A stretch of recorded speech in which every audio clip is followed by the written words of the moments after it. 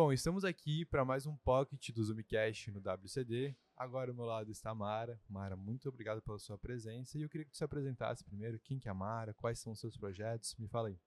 Obrigada, Ian. Olá, pessoal. Meu nome é Mara Remor. Eu sou professora de inglês, mas eu já tive uma grande experiência, não só em sala de aula, mas como assistente pedagógica, coordenadora pedagógica, como dona de uma escola de inglês. E depois de muito tempo procurando um projeto que fizesse sentido para a minha vida, eu, junto com minha sócia Marta, criamos a English Factor, que é uma empresa de consultoria e de mentoria para escolas de idiomas, especificamente inglês, que é a nossa área, mas que pode ser aplicado em qualquer idioma. Nós começamos, então, trabalhando no sentido de capacitação dos professores para melhorar a qualidade das suas aulas, mas percebemos que o nosso know-how era maior do que isso, que nós também podíamos ajudar a parte comercial, a parte e, consequentemente, a parte financeira de uma escola de idiomas, e começamos então a divulgar essa nossa consultoria. Nós já temos alguns clientes e gostaria de destacar uma escola que nós temos de Minas Gerais, que estamos trabalhando, e que nos chamou porque não tem coordenador pedagógico, né? Na área de idiomas, a gente tem uma falta muito grande de pessoal qualificado para dar aula, Sim. mas também de coordenação. E ele até hoje não tem, já era para ter contratado, mas até hoje não tem coordenador. E a gente faz mais do que então apenas dizer, você deve fazer tal coisa. Então, nós também fazemos à distância esse trabalho de coordenação pedagógica junto com os professores. Mas nós ajudamos, então, uma escola a formatar toda a sua parte pedagógica, o processo desde quando você que quer fazer uma matrícula numa escola vai passar por um nivelamento, como o estudo acontece, para qual turma você vai, e depois o planejamento dessas aulas para garantir que você, de fato, ao sair da sala de aula, você realmente já saiba falar, porque eu gostaria aqui de dizer que o que nos motiva é um percentual muito baixo no Brasil de pessoas fluentes no idioma. E desde que eu comecei a trabalhar há 37 anos atrás como professora de inglês, não passa de 5%. Enquanto que em países como na Argentina, a gente tem 20% de pessoas fluentes em inglês. E você sabe que na Argentina não tem tantas escolas de idiomas como tem aqui no Brasil, então por que aqui no Brasil acontece isso? Pode ser a cultura um pouco dentro também. Eu acho que tem um processo de cultura, com certeza. Minha percepção, tá? Posso estar Sim. errado também.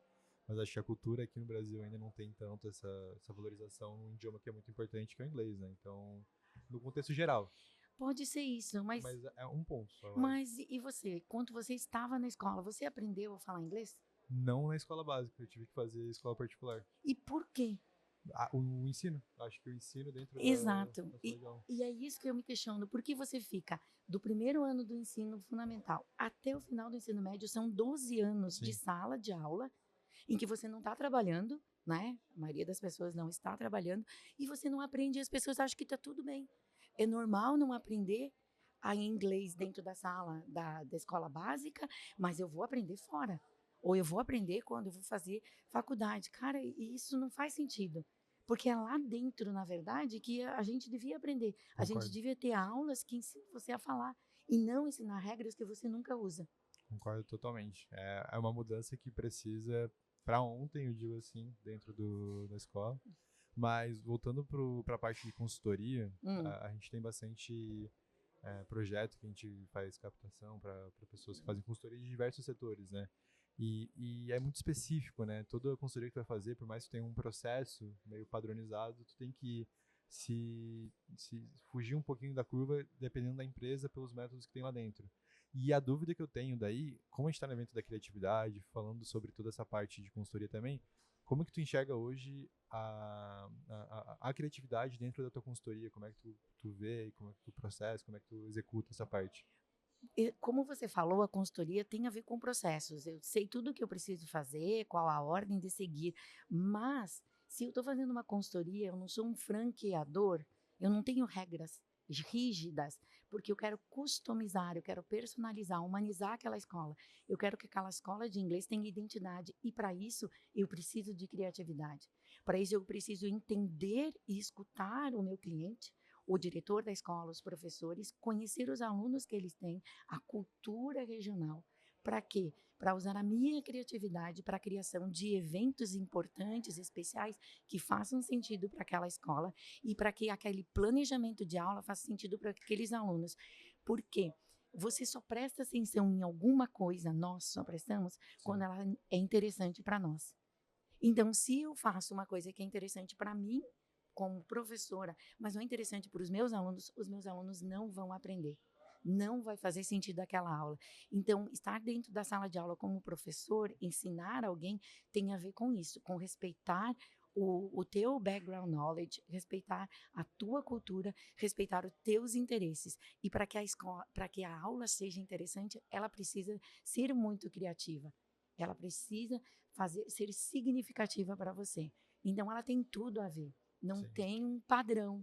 Eu preciso criar. E isso, eu posso te dizer que muitas vezes não é um chat GPT que me dá, não. É a minha experiência de sala de aula e a junção de tudo isso que eu falei para você, que vai fazer com que, mas eu acho que isso vai funcionar. Legal, legal. Não, eu acho que é super importante mesmo. Muito obrigado por essas palavras. E para quem quiser conhecer mais sobre a Mara, sobre a consultoria, tem alguma rede social, contato, algum lugar que a gente consiga te achar? Você consegue me achar no site, o nosso site é englishfactor.com.br, ou você pode me seguir no meu Instagram, Mara B. Remor, em que eu trago um pouco de conteúdo do que a gente faz, do que a gente pensa, do que a gente acredita sobre o ensino de idiomas aqui no Brasil, que eu acabei de te falar que ele devia acontecer desde o primeiro ano do ensino fundamental, né, Ian? Para que a gente, quando sair da faculdade, a gente já esteja pronto para esse mercado, para você estar falando aqui em inglês, né, para todo mundo sobre o teu negócio, sobre os teus sonhos, e é isso que a gente deseja para o nosso país, para a nossa comunidade. Que bom, que bom. Tu tocou num ponto, até para fugir um pouco, tu falou sobre a questão da criação de conteúdo dentro da tua rede social. Como que tu enxerga hoje, como é que tu produz teu conteúdo, tu vê a importância que tem, queria saber a tua opinião um pouquinho sobre essa parte.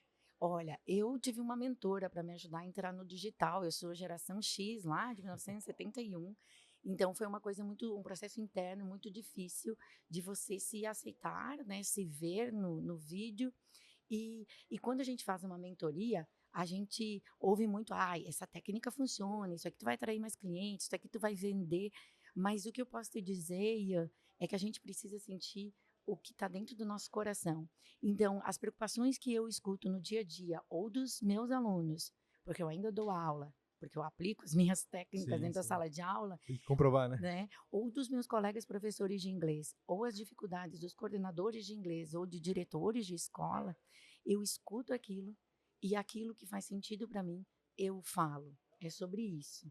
Então, é muita verdade, muita originalidade. Eu acho que a gente tem muitos padrões, muitas coisas que funcionam, mas eu acho que a coisa só funciona para você se você estiver falando exatamente aquilo que você sente. E isso tem muito a ver com conectar o conhecimento com a empatia, com as dificuldades dos outros. Perfeito, perfeito. Mara, muito obrigado. Obrigada a você, Ian. Por esse momento. E é isso, já passou as redes sociais. Espero que tu venha lá pro nosso estúdio agora pra gente fazer um podcast lá também. E é isso, alguma palavra final? Gente, eu só acho assim, que todos nós devemos exigir da educação básica uma aula de inglês de qualidade. Me parece que nós só nos preocupamos no português e na matemática. Então, tem Olimpíadas disso, Olimpíadas daquilo, e o português e a matemática é o que tu tem que saber, senão... E a língua estrangeira, ela é deixada de lado. E desenvolver e aprender a língua estrangeira é desenvolver outras habilidades do seu cérebro, inclusive o lado da criatividade quando você aprende uma língua estrangeira, é evitar a demência, é evitar tanta coisa e fazer a gente pessoas melhores quando a gente aprende uma língua estrangeira. Eu acho que a gente precisava aqui no Brasil exigir que na educação básica a gente parasse de ensinar regras e começasse a ensinar como se fala uma língua dentro da sala de aula. Perfeito. Muito obrigado, Mara. Muito obrigada mesmo. E é isso, pessoal. Obrigado para quem assistiu e até a próxima. Tchau, tchau.